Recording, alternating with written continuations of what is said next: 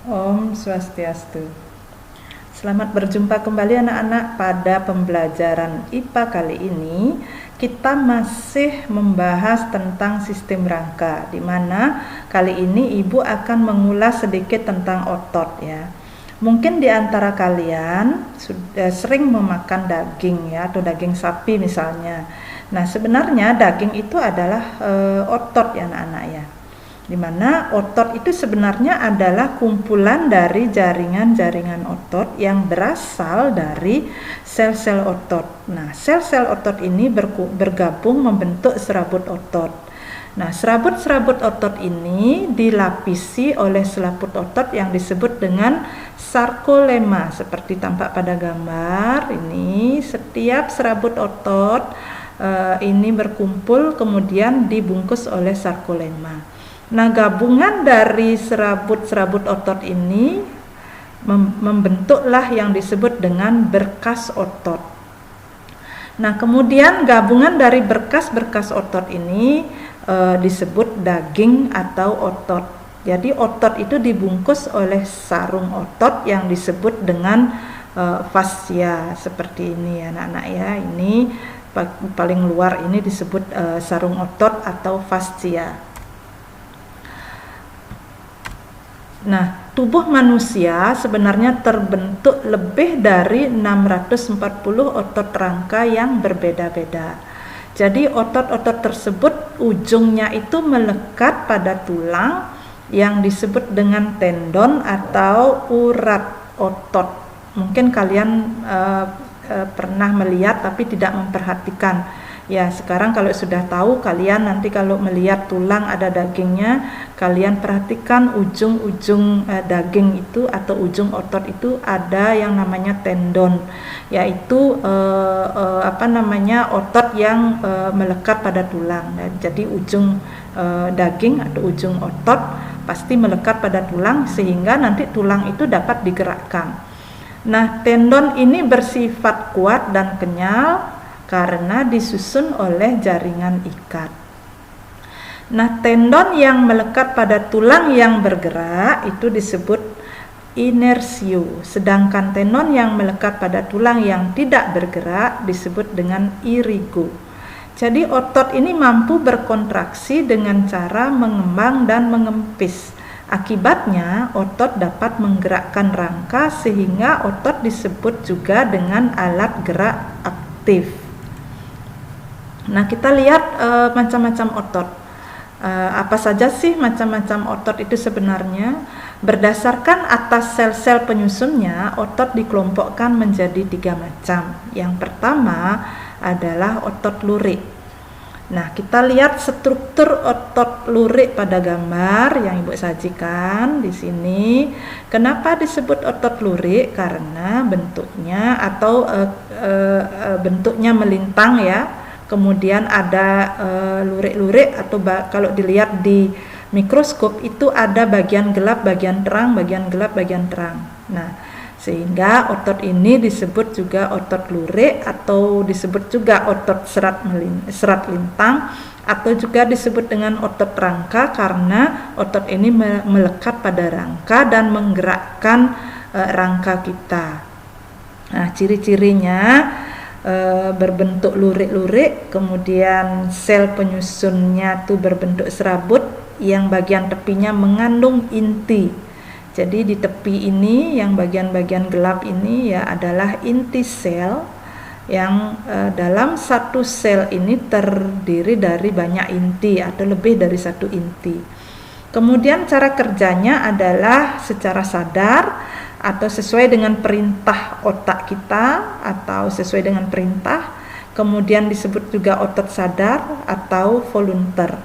Kemudian kerjanya menurut perintah otak sesuai kehendak kita dan otot ini mudah lelah ya. Jadi kalau digerakkan secara terus-menerus maka otot ini mudah lelah. Kemudian terdapatnya pada otot lengan, pada paha, pada perut, pada dada, pada pipi. Nah, semua bagian-bagian itu bisa digerakkan ya anak-anak ya. Kemudian sifat kerja dari otot lurik yaitu gerakannya tidak teratur, sehingga dia mudah lelah ya anak-anak ya. Jadi gerakannya ini ada yang saling mendukung yang disebut dengan sinergi, dan ada juga yang gerakannya saling berlawanan yang disebut dengan antagonis. Nah, otot antagonis itu adalah otot yang bekerja secara berlawanan sehingga menghasilkan gerak yang berbeda arah. Contohnya pada gerakan mengangkat lengan bawah, ini disebut dengan gerak fleksi, di mana yang di lengan atas bagian depan disebut dengan bicep, dia berkontraksi sehingga ini mengembang ya, mengembung, memendek dan mengembung dalam posisi kontraksi, dan otot di bawah lengan itu disebut dengan tricep. Nah, ini dia posisinya dalam keadaan relaksasi atau relaksasi. Jadi otot ini bekerja secara berlawanan atau antagonis. Nah, kalau diperhatikan di ujungnya ini itu ada tendon anak ya, tadi ujung otot ini yang melekat pada tulang disebut tendon. Kemudian gerak antagonis yang lain yaitu pada saat bicepnya berrelaksasi, tricepnya berkontraksi, disebut dengan gerak ekstensi pada saat kita menurunkan tangan kita ke posisi semula. Contoh yang lain yaitu masih dalam gerak antagonis, yaitu pada saat mengangkat kaki ya, menekukkan lutut yang disebut dengan gerak fleksi, kemudian meluruskan lututnya atau meluruskan kakinya disebut dengan gerak ekstensi. Kemudian gerak pada menengadahkan kepala kita yang disebut dengan gerak elevasi.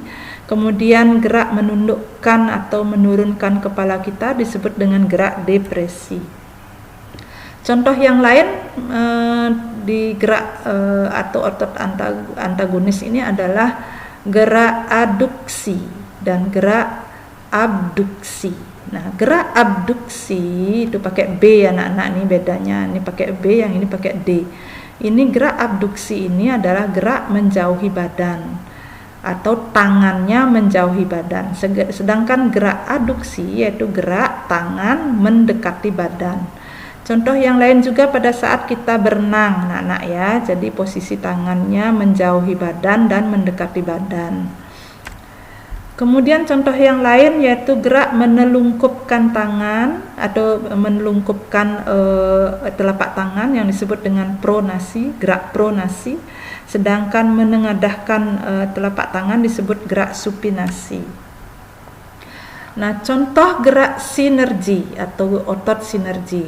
Otot sinergi adalah otot yang bekerja saling mendukung sehingga menghasilkan gerakan satu arah. Jadi contohnya pada otot bicep dengan otot lengan bawah yang disebut dengan lengan bawah. Ini otot lengan bawah disebut pronator yang terdiri dari otot pronator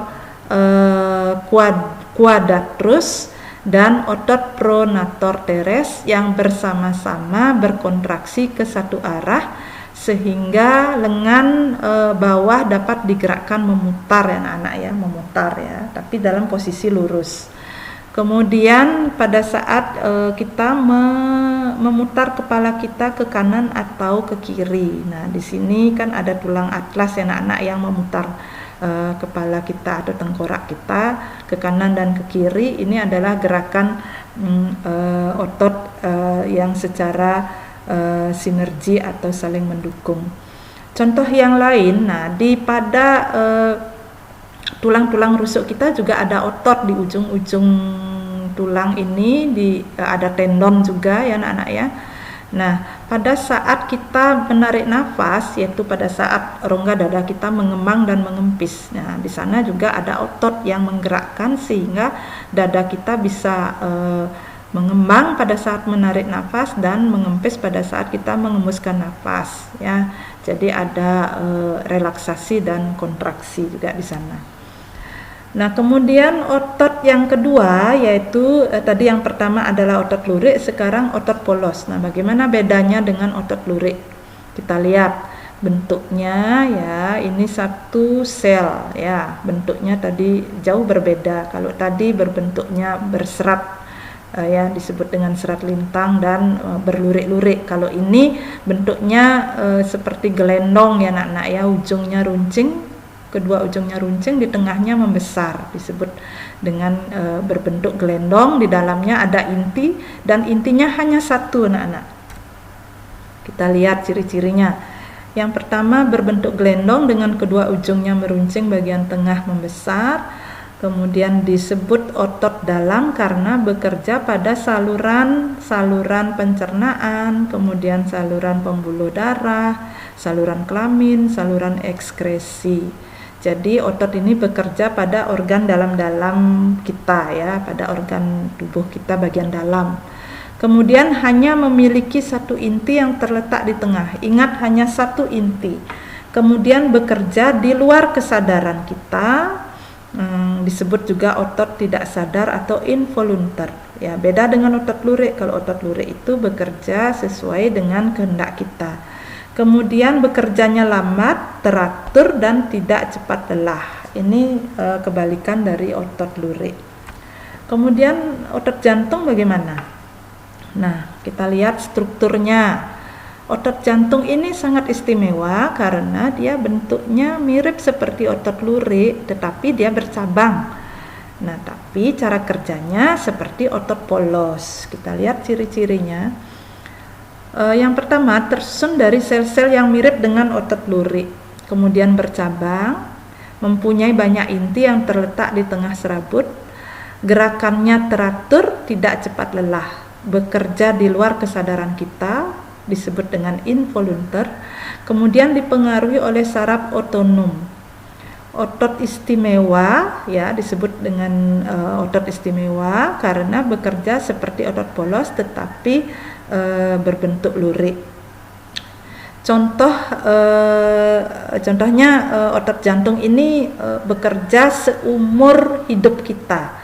Jadi otot jantung ini membentuk dinding jantung sehingga jantung bekerja selama seumur hidup kita. Jadi tandanya kita sudah tidak bernapas apabila jantung kita tidak berdenyut ya anak-anak ya, sudah berhenti berdenyut.